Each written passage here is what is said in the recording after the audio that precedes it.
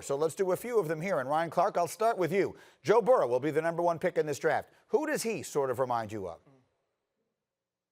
He reminds me of Tony Romo, and I know people may think, oh, Tony Romo wasn't a guy that was drafted and all of this, but Tony Romo had great escapability. He was great in second play opportunities, which we've seen Joe Burrow do, and he was a guy who was fearless in pushing the ball down the field and throwing into tight windows, and that's exactly what I see with Joe Burrow. He's a tough player. He's a football player that you might not necessarily love the measurables. He's not as tall as Justin Herbert. He doesn't have the Patrick Mahomes arms, but he's accurate. He goes through his progressions, and he is able to make plays with some athleticism that I believe is truly underrated. Okay, that's the first pick in the draft. Domonique, the second pick in the draft we expect will be Chase Young out of Ohio State. Who does he sort of remind you of?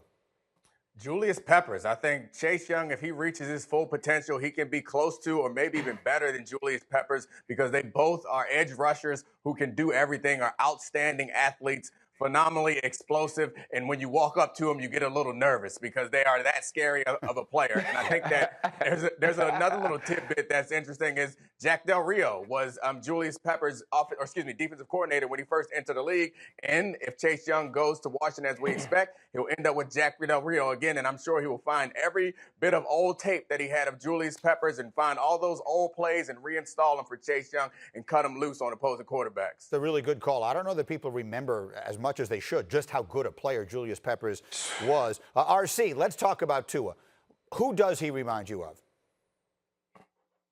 Drew Brees, and I know this has been said a lot of times, and I think when you mention somebody like Drew Brees, who's an all-time great, a first ballot Hall of Famer, people are kind of taken aback. But when you watch Tua go through his progressions and also the accuracy in which he threw the ball, whether it was to Judy, Smith, Ruggs, Waddle, those guys always had the opportunities to catch the ball and be ready for a run after the catch. That is so important in this league that wants to spread you out. Now, when you have a quarterback that understands his progressions and knows exactly where to get the ball to his wide receivers in the best possible spot, you have a guy like Drew Brees who you can build an offense around. Okay, yeah. So now you understand why someone might go third in the draft or as high as that, despite all the injury concerns, if that's the comparable on him. For both of you guys, RC, I'll start with you. Jeff Okudah projected to go third. He's the corner out of Ohio State. Who does he remind you of? Yeah. He reminds me of Byron Jones, and I know this is probably not the sexy guy to compare him to. You want to hear Jalen Ramsey and all of these guys, but he's long like Byron Jones. He's a guy who's explosive when you look at the verticals and the broads and the 40, but he also didn't necessarily get the ball as much as you would like. Byron Jones in 5 years has 2 picks. Jeff Okudah didn't get his 3 career interceptions until this last year, but they're both long, press, lockdown corners, and being compared to Byron Jones ain't a bad thing. He is the highest paid guy in the league. Nick, who do you see? Oh, yeah, I like Stephon Gilmore. I think that Stephon Gilmore is more accomplished man corner than Byron Jones, and that's why I think Okudah will kind of transition. He can do man or zone, but I think Okudah in the league will be a guy who can play man, and that's what I see when I see Gilmore. I love Okudah. He's probably the best corner I've seen in recent years coming out of the draft, most complete at least. Okay, so this again is the field of you guys' immediate expertise. And then finally, maybe the most versatile defensive player in this draft is Isaiah Simmons. Domonique Foxworth, who does he remind you of?